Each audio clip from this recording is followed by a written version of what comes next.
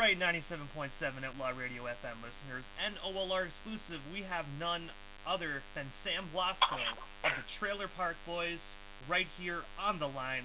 How you doing, Sam? Good. I first and foremost have to say, I've been a fan of your character for many, many years. Just thank you so much for taking some time out of your Sunday afternoon to actually come on the radio station. Oh, no problem. I don't mind talking to the fans. They're what keeps me coming back, right? That is most definitely true. Most definitely true. I have to ask you though, Sam, what made you decide to get into acting in the first place? I've always been kind of a care actor, if you will. I like being the center of attention, not gonna lie. And I've always kind of run to the front. I like people paying attention to me. And now I realize that I really love people, making people laugh. I noticed that too. Also, you did like comedy tours and whatnot. I remember you came to my hometown in Brockville. I didn't get the opportunity to go, unfortunately, but I do notice you did that. Yeah, well, that's even better than doing the TV show. I'm not going to lie to you. I have so much fun on the stage. The energy I get from the crowd is just crazy fun. And I have to ask you, like, when we're on that topic, actually, what made you decide to start doing the comedy tours? A guy called me, a fellow named Matt Almeida, who ran the Rock Pileys, and he said, "Is this Sam Trasco?" And I go, "Yeah." And he goes, "Do you play Sam Losco on Trailer Park Boys?" And I go, "Yeah." And he goes, "Do you do stand-up?" And I said, "Sure." And then I put together a show.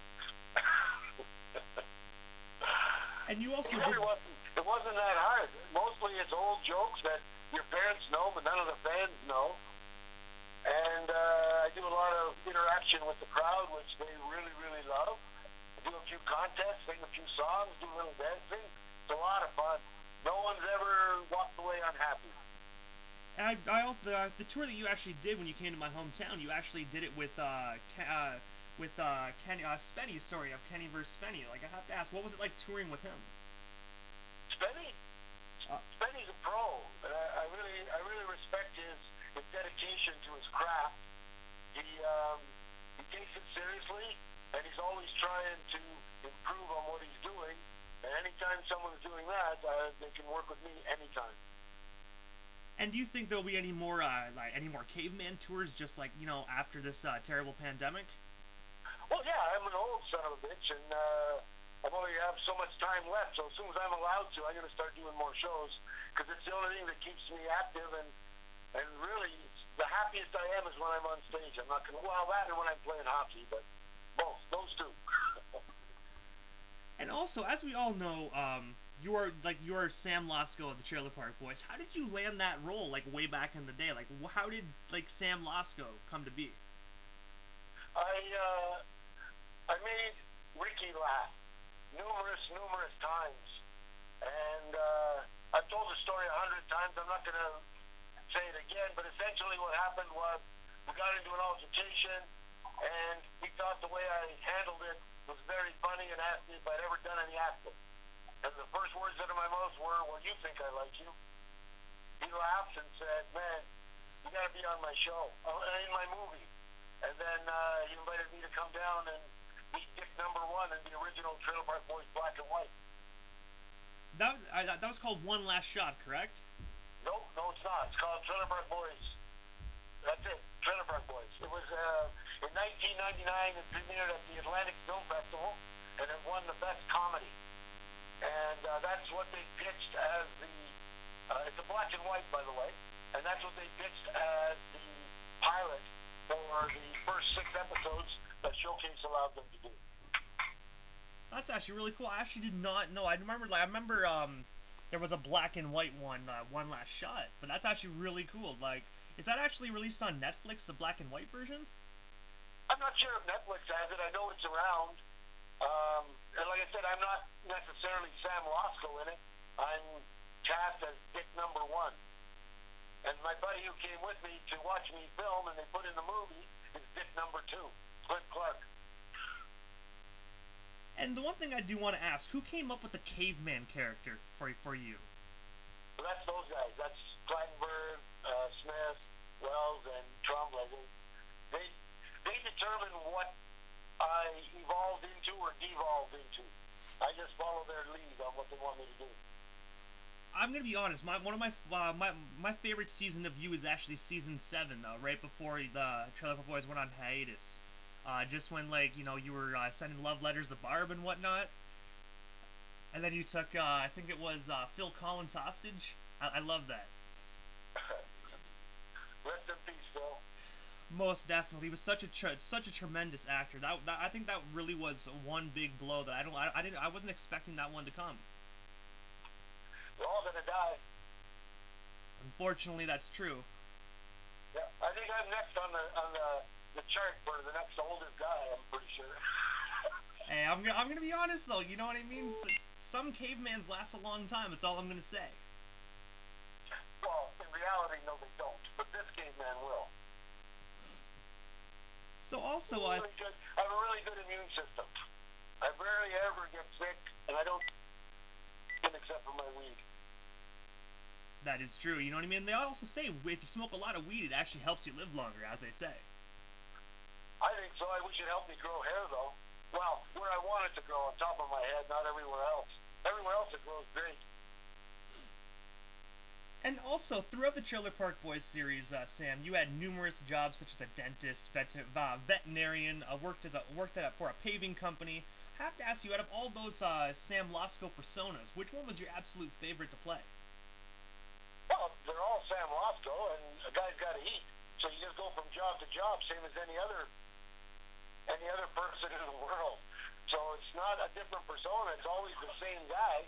You just have to find new outlets. That is most definitely true. I mean, I myself have had probably 20 different jobs and 10 different careers. Whenever I get sick of what I'm doing, I just move on to the next thing. I was a teacher. I was a district sales manager for a bakery company. I was distribution manager at a bottled water company. I was operations manager at a call center. I ran a bar.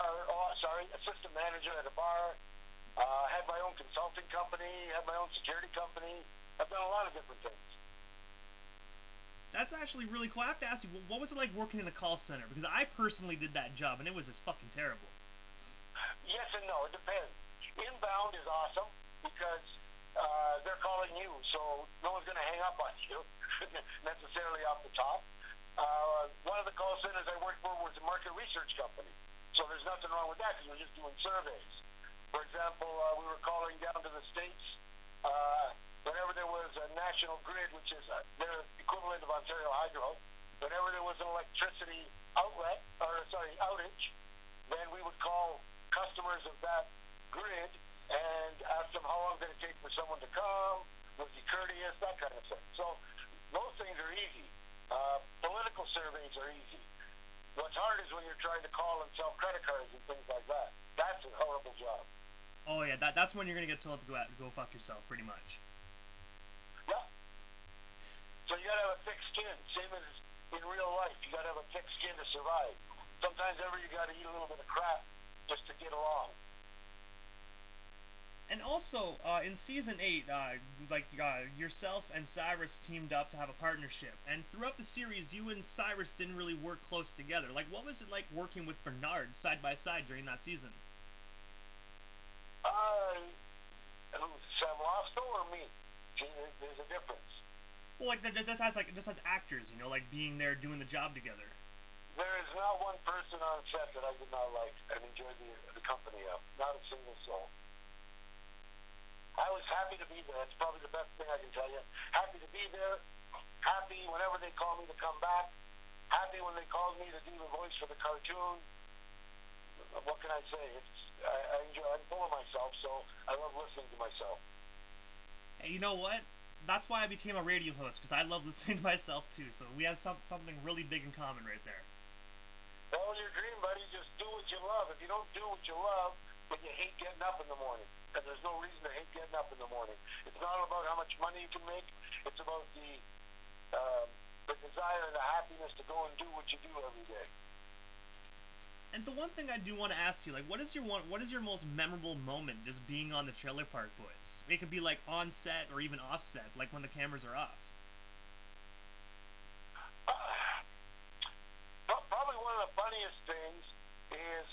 told you I used to have my security company. I used to do bodyguarding for people. It's really funny when I would be their bodyguard, and they're going, "Holy fuck, the caveman's my bodyguard," and they would think that's hilarious. And being recognized by people like Method Man and Russell Peters and well, one of them I'm not allowed to say because Curly blackballed on all radio for music, so I won't mention his name. But I enjoyed him identifying me as his bodyguard. I thought it was really kind of funny as I'm walking him onto the stage, and he's doing a video of me walking him onto the stage. That's actually really awesome. You know, it's always cool when people recognize you for what you do. Well, when they say, "Hey, you're the caveman," I go, "Nope, today I'm just your driver." But don't piss them off; then he'll turn into the fucking caveman. But I also have to ask. Caveman in everyone, pal. And that's honestly true. You know, when I reached out to you, like I had Shelly, Barb Leahy, Donna and Donald, and I had Cyrus already booked, and I'd said to myself, I'm like, I gotta get the caveman. You know what I mean? That you cannot have a Trailer Park Boys like interview series without the caveman. It literally would be a crime if you don't. But see, everyone's fooled because people, they actually do such a good job. I'll give you an example. Corey Bowles. You guys, no one has any idea how deep Corey Bowles is, for instance. He used to be a dance instructor at McGill, for instance, a professor at McGill teaching dance. He's been a professional dancer. He's a rapper. He's a director. He's an actor. He's amazing. He's absolutely amazing. And people just look at him as the dumb guy who hangs around with first Trevor and then Jacob. But the guy's amazing. Yeah, I also noticed he was on Broadway. Not Broadway, but like theater as well, for a little while. Yeah. I mean, his movie Black Cop got all sorts of accolades.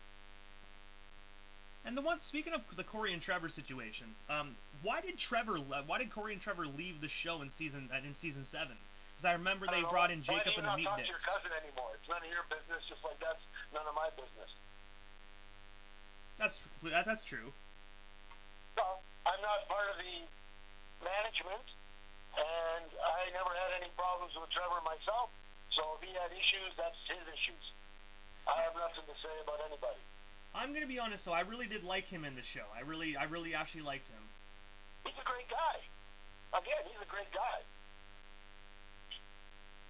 And also, while you were a part of the Trailer Park Boys, you had the chance to work with the late great John Dunsworth. I have to ask you, like, aside from Mr. Leahy, like, what was John Dunsworth like as a human? Because so many individuals look at him as just Leahy, the drunk guy. I really want our listeners to know who he was as John. He was literally a genius. He had an incredibly high IQ. He was the nicest, softest-spoken person you'd ever meet in your life. He was a chess master, a bridge master. Never mind the dictionary that he wrote. He was incredible. He was totally. He was doing a video against gambling, for instance, and videoed me gambling. It was kind of fun. But he was not a drinker by any means. Yeah, I actually read something that he never drank a drop of alcohol in his entire life. I don't know about that. I can't say if that's true or not. I've never seen him take a drink. That's the only thing I can attest to. What he did when he was 14, I don't know. But I do have to say, he is a phenomenal actor, though, for an individual that, like, you know, doesn't drink. To actually play that character is just, excuse my language, but fucking phenomenal. Oh, absolutely. My favorite tale of John is bouncing. I'm at the front door of the bar called the Argyle. It's a slow night, and I'm standing at the front door checking IDs. John sees that it's slow. He parks his car right in front of the bar. He opens his trunk. He grabs a Scrabble board. He comes out and he sets it up on the table where I'm checking IDs, and we play Scrabble while I'm checking IDs. That's John Dunsworth. And I do want to say quickly, God bless his soul. My condolences to his entire family, including Sarah. All of them. Absolutely. And also, aside from the Trailer Park Boys, I saw a picture on your Facebook of you and Kirkwood Smith, best known as Red Foreman of the 70s show. I have to ask you, what's the story behind that photo? What was it like meeting Kirk? Nice. He was very shy, very quiet. and had no idea who I was. It was me asking for the picture. I was doing one of my other many jobs when I was the talent coordinator and production manager for a company called Substance Entertainment Group. We were working inside the Fight Network studios. He was there to film something for Zoom Radio, who was also in that facility. And when I saw him, I had to get my picture with him. When people told him who I was afterwards, they go, "Oh my." You know, I bet you he was thinking about his favorite quote after that. He was probably just like, "Dumbass." He's like, "Damn." Well, I guess he was a dumbass for taking a picture with me. Hey, but you know what? It's not every day you get to meet a Red Foreman. I'm just gonna say that for a fact. It's not every day. Like I said, I jumped to the chance. As soon as I saw him, I went over and asked him please to take a photo with me. And he was very nice, and he absolutely did. Like I said, even though he had no idea who I was, it wasn't important. That was my moment for him, not his moment for me. Did you have like? It's probably a dumb question, but you probably watch the '70s show a lot, eh? That's my generation, bro. I was Kelso. Wow, I look like Kelso. My hair looked just like that. And honestly, you can't. For a while, and then I actually got it permed. And honestly, you can't go wrong with the '70s show either. You know what I mean? You had Tommy Chong in there as well, and can't go wrong with it. No, Cheech and Chong were amongst my album collection. Let's put it that way. And also in 2015, you won the Anthem Undisputed Ping Pong Grandmaster Champion. I have to ask you, what made you decide to just take on the ping pong? So Anthem owns Fight Network and a few of the other programs that I was telling you about. So there was a ping pong table in there. So people would take turns playing ping pong, and then my boss at the time, Neil Forrester, thought, "Hey, we should make a belt, like a wrestling belt, because we're in the Fight Network studio." So we had that manufactured. And before I left, I let Neil beat me so he could keep the belt before I left the company and opened my vape store. And also, in 2016, you were in a film called Indestructible. I have to ask you, how did you land that role, and what was it like doing that film? That was I'm lucky in that it's a non-profit film, and it was like that one was a college film. And again, that guy that I mentioned, Matt Almeida, who asked me to do my very first stand-up show, because I like to maintain relationships, he asked me if I would volunteer my services to be in this movie for the college kids, to have like a couple of real actors in there. Not that I'm a real actor, but they think I am, so I said, absolutely. I found out I was allowed to do it, and I did it, and they played that movie at Cannes, actually, at the Cannes Film Festival. And I do have to say, though, Sam, I wouldn't put yourself down. I look at you as a real actor, and so does many other fans. I'm a really good pretender. That's another good way to look at it. I can pretend. I know how to pretend. I can pretend when I'm mad. I can pretend when I'm happy. Everybody can do it if they just want to. All they have to do is put a situation that they've already experienced in their head and just act it out and pretend that the people around you are the people in that situation. It's really not that hard. And one thing I do want to ask, and this is about the animated series of the Trailer Park Boys. This just popped in my head. When you went from, like, obviously, when they went from the normal show to the animated series, was it difficult? Like, I know you played the role for many years, but was it actually difficult going from, like, actually being the caveman to actually voicing him? Do you know that more people recognize me from my voice than they do from my face because I look different all the time? So, not at all. And I have to say, it's pretty cool actually being able to see yourself as a cartoon character. That probably would be extraordinary. Well, here's something funny. So, I told you I own a vape store. So a customer will come into my store who's never been in my store before, and we'll just do business as usual. And it's not until I speak that they realize that there's a whole bunch of pictures of Sam Losco in my store. And then they go, "Oh, you're that guy." And I go, "Yeah, that's who I am." But they do it from my voice. They don't do it from my face. Like right now, I have a white beard. I kind of look like a junior Santa Claus. Hey, it's a quarantine beard. I think everyone's starting to grow something.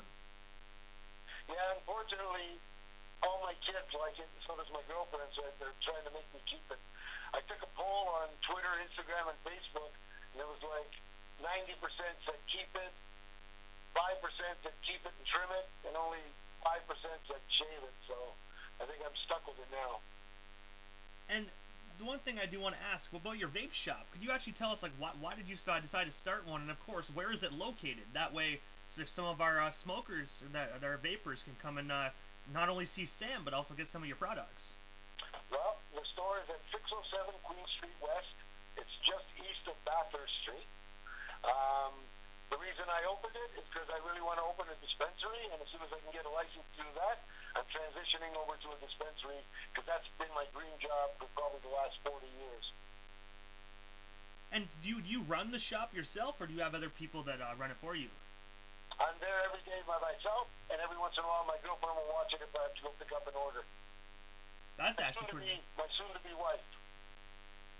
That's actually pretty cool. I'm gonna be honest with you. Whenever you guys do, if you guys are open sometime after the coronavirus, I might just drive down to Toronto and buy a vape. I don't vape, but it'd be cool to actually give you some business and, of course, meet Sam Losco. People don't have to buy something just because they come in the store. That's most definitely true. I just like supporting local. I just like supporting local businesses, man. So. Well, I just boarded up my store yesterday because of these protests and fear of getting my windows smashed open. So tomorrow I get to unscrew all the plywood that I put over my windows. And I know this is probably a dumb question, but Queen Street, that's in Toronto, correct? Correct. Alright, I just wanted to make sure that it was Toronto. Queen and Bathurst. And also, I want to ask you, is there anything else you want to promote, like movie-wise? We still have you here. Like, is there any movies, any projects you're currently working on? No, I'm just easing into my retirement, running my store during the day, and playing hockey when we're allowed to again. Once we're allowed to tour, then I'll be doing some weekend tours, weekend shows, let's say, within 2 hours of Toronto, because I can come out on a Friday night, do a show Friday night, hit a different city on Saturday night, you know? But I want to be able to go back to work on Monday. So, Sam, this is the time in the interview that I give a chance for the individual that comes on the station. Just a chance to give shout-outs, of course, to whomever they want to give shout-outs to. And if you can, drop your social media handles. That way our listeners can follow you if they're not already doing so. Okay, Twitter, it's Sam Tarasco. Instagram, it's at Sammy Tarasco. And Facebook is Sam Losco. But I've already got like 5,000 fans. Feel free to follow. But there is a Sam Losco fan page as well, if you want to go to that one. And I'll shout out to a local guy to you pretty much, and that's Brandon Bird and the Diamond Mine Agency, who books pretty much all of my tours. My actual tours are booked by Brandon. He's the one who took me out to the East Coast, the West Coast, set me up with Spenny. So, Brandon Bird, Diamond Mine Agency out of Ottawa. And I have to say, Brandon Bird is a phenomenal individual. Very, very talented and very good at what he does. Yeah, he's a super guy, very loyal. He just has to calm down. I keep telling him that. Just calm down, bro. If you whisper, then the whole room listens to what you're saying. But if you yell, everybody tunes you out. And the one thing I want to ask, is there anything that Sam Losco wants to address the audience right now? Yeah, let's stop destroying other people's property. There's a lot of good cause out there. Black lives do indeed matter. I'm not going to say anything otherwise. But everyone should, protest in peace like they have been doing in Toronto. Very proud of protesters and disapprove of rioters and looters. That's all I can say. And I do want to say, Sam, thank you so much for coming up on the radio station. I quickly just want to say, I've been a fan of your acting for a very long time. The Trailer Park Boys, and I know you probably heard this many times, but this is not interviewer to, actor. This is actually from fan to a person. Thank you for years of entertainment. Trailer Park Boys really did help me get through so many dark times as a kid, because I grew up in foster homes and group homes, and the only thing I ever looked forward to, other than getting bullied all the time, was watching you run around and, shooting at the boys. So thank you for years of entertainment, man. Because if it wasn't for that show, don't know where I'd be. Well, my pleasure. A lot of people have reached out and said the same sort of thing, and that makes everything worthwhile. All of it. And I'm looking forward to season 3 of the animated series. You know what I mean? I don't think they're going to be doing any more, obviously, real life seasons, because the last one was 2018. If they were going to do it. Don't bet on it. They've already done another live season. It's called Hard. Better not say what it's called. I don't know. I think they've announced it. It's called Hard Time. It will be available soon on Swernet. So it's another live 10 episode season. They've already done it. So never say never, my friend. I was 44 when I was on TV for my first time. Never say never. That's what's up. And I have to say, thank you for letting me know about that, because I had no clue they were going to do another real life season. So thank you, man. Like that, I'm looking forward to that. Yep, it's already filmed and it's in production, in post-production right now. Are you a part of that season as well? You'd have to watch the show. All right, perfect. You can't give everything away. No, I'm not, but I don't care. I hope it is awesome. I hope it's fantastic. I want to say, Sam, again, thank you so much, and I hope down the road we can make this happen again. Thank you so much. My pleasure, Ben. You enjoy yourself and stay safe. You as well. Thank you so much, Sam. Bye-bye.